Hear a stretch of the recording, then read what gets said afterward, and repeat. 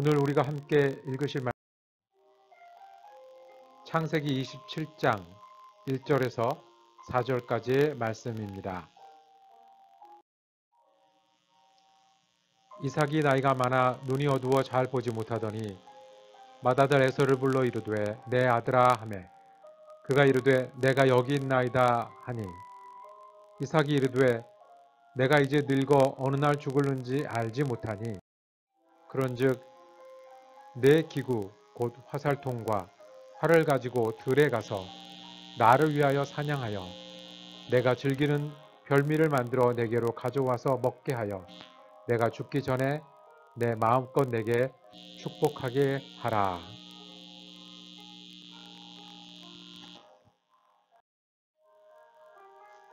지난밤에도 평안하셨습니까? 오늘도 하나님께서 우리에게 주시고 믿음으로 시작하게 하신 참 귀하고 아름다운 날입니다.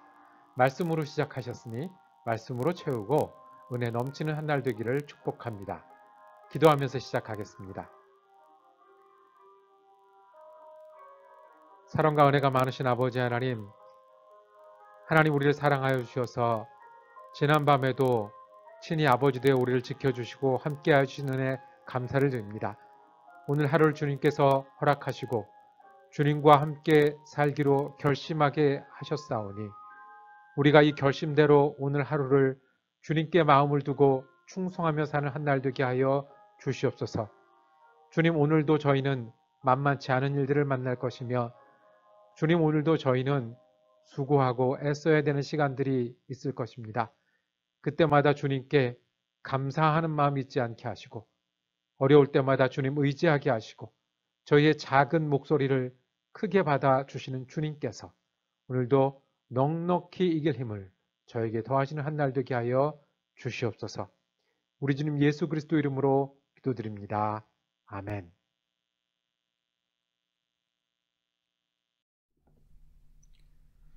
오늘은 우리가 잘 아는 이삭 가족 이야기입니다. 에서와 야곱이 축복을 받고자 경쟁했던 그런 이야기입니다. 이삭이 나이가 많아져서 눈이 안 보였고요. 말년에 중요한 일로 이삭은 장남 에서를 축복하려고 합니다. 이를 알아채고 리브가와 야곱은 모략으로 아버지를 속이고 축복을 받습니다. 뒤늦게 에서는 야곱에게 분노하고 야곱은 이를 피해서 도망길을 떠나게 됩니다. 한국말 표현 중에 막장 드라마라는 표현이 생겼습니다. 이게 뭐냐면 한국 드라마에는 굉장히 비정상적이고 자극적인 일들이 계속해서 일어나기 때문에 1, 2, 3이 아니라 이제 거의 이제 이두저도 없는 끝이다 라고 말해서 막장 드라마라는 표현이 생겼습니다. 회장님하고 후계자가 꼭 나오고요. 교통사고는 몇 번씩 꼭 일어납니다.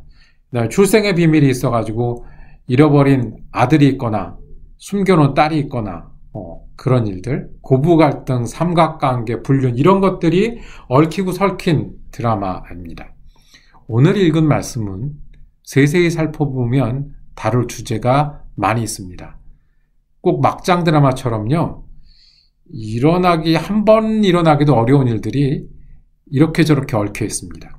편애하는 부모가 나오고요. 경쟁하는 형제가 등장합니다. 엄마와 아들은 모략을 꾸미고 아들에게 속은 아버지는 그 뒤로 무기력해져 버립니다. 분노해서 동생을 죽이겠다고 나서는 형, 그 형을 피해서 도망하는 아우. 이 이야기가 많고 여러 주제가 있는데요. 이 일이 일어나고 끝나는 전체를 아우르는 큰 단어 하나가 있습니다. 그것은 축복입니다. 축복 때문에 이 일이 시작이 됐고요. 축복 때문에 서로 속이고 경쟁하고 후회하고 분노하고요.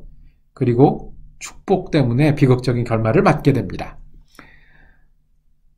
이 말씀을 통해서 우리가 축복과 축복의 사람에 대해서 오늘 다시 기억하기를 원합니다.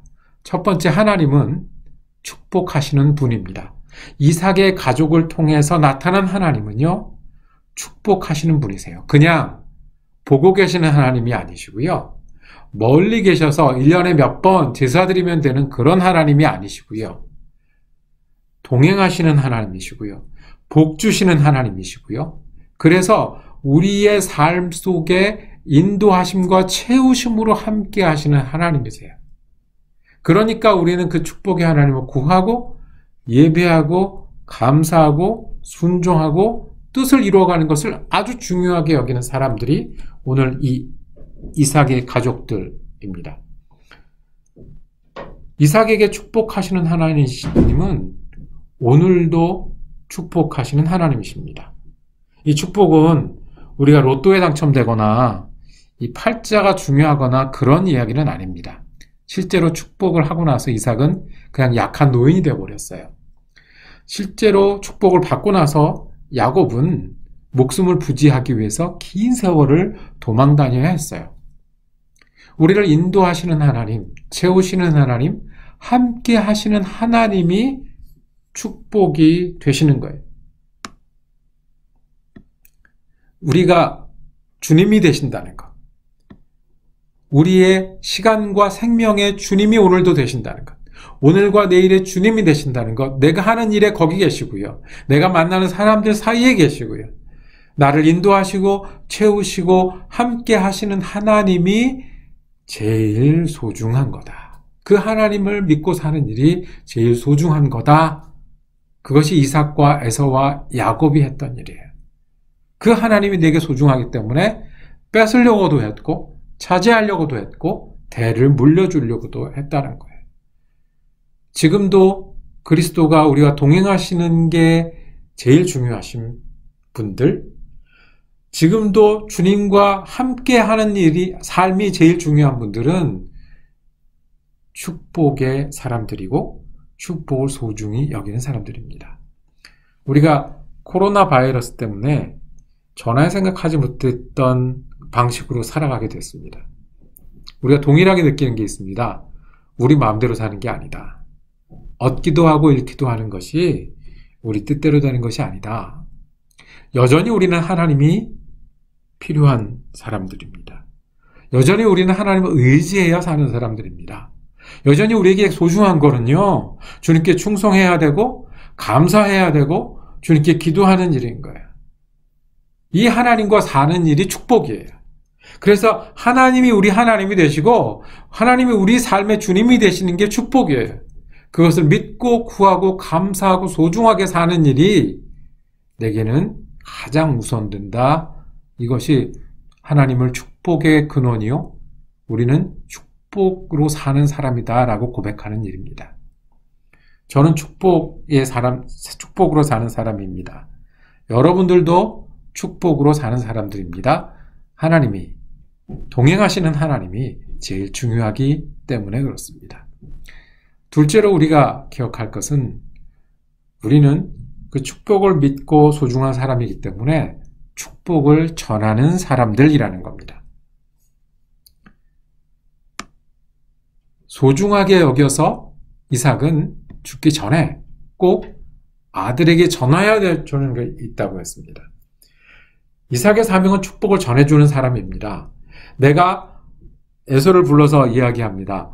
내가 죽기 전에 너를 축복하는데 그 전에 가서 사냥해서 좋은 음식을 가져와라.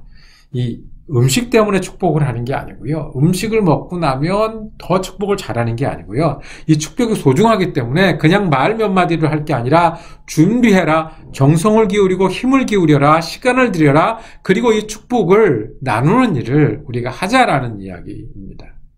부모는 자녀에게 축복을 전해주는 사명이 있습니다.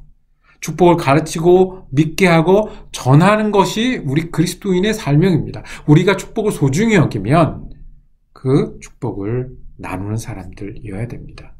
세 번째로, 축복이 소중하고 축복을 나누는 사람이 되어야 되면 축복을 받아야 하는 사람도 됩니다. 에서와 야곱이 동일했던 게 있습니다. 그것은 부모로부터 받는 축복을 너무너무 귀중하게 생각했다는 겁니다.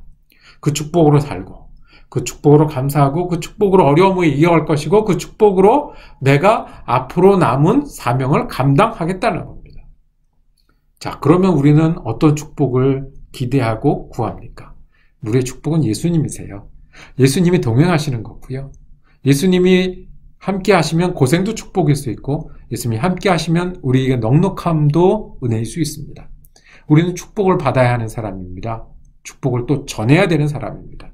축복을 전하고 받는 일이 우리 가정이 되어야 됩니다. 우리의 일터는요, 그 축복으로 일하는 곳이 되어야 됩니다. 교회는요, 끊임없이 우리는 축복을 전하는 사람이요, 축복을 받는 사람이라는 것을 일깨우며 실제로 그렇게 하는 사람들이 교회입니다. 마치면서 다시 정의하겠습니다. 이 이삭의 가족은 축복의 이름 때문에, 그 축복 때문에 오늘 사건이 시작하고 끝났습니다. 우리에게도 축복이 있습니다. 하나님은 여전히 우리를 채우시고 여전히 우리를 인도하십니다. 여전히 우리와 동행하십니다.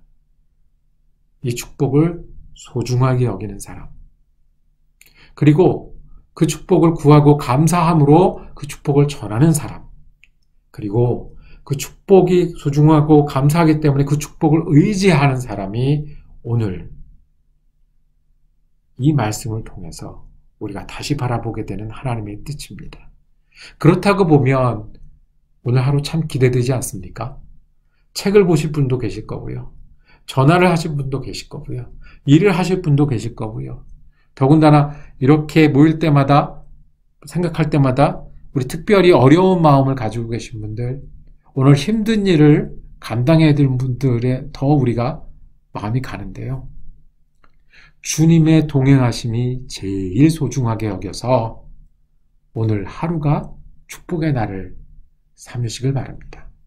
축복을 소중하게 여기기 때문에 축복을 전하기도 하고 축복을 받기도 하는 저와 여러분이 되기를 또 주님의 이름으로 축복합니다. 기도하겠습니다. 주님, 때마다 일마다 우리와 함께 하시는 주님의 축복이 소중한 사람들임을 고백합니다.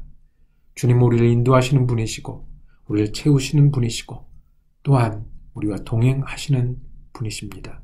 그 축복을 감사하며 오늘 그 축복을 전하는 사람이 되길 원하며 그 축복을 받아 감사하고 찬양하고 충성하고 또 그 축복을 붙들며 사는 오늘 한 날 되게 하시고 축복의 사람이 되게 하여 주시옵소서. 우리 주님 예수 그리스도 이름으로 기도드립니다. 아멘. 오늘 말씀 묵상은 마쳤습니다. 내일은 주일입니다. 그래서 오후 1시에 주일 예배로 찾아뵙겠습니다. 새벽 말씀 묵상은 월요일에 다시 시작하도록 하겠습니다. 은혜로운 한 날 되시기를 주님의 이름으로 축복합니다.